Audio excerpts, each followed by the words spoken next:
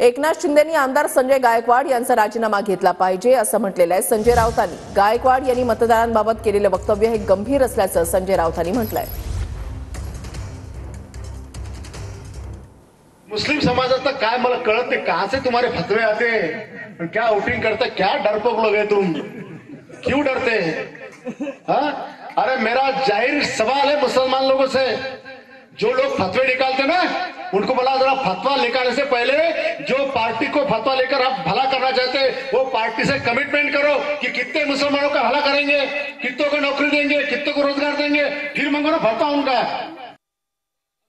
तुम्ही साधं एक मत मला देऊ शकत नाही,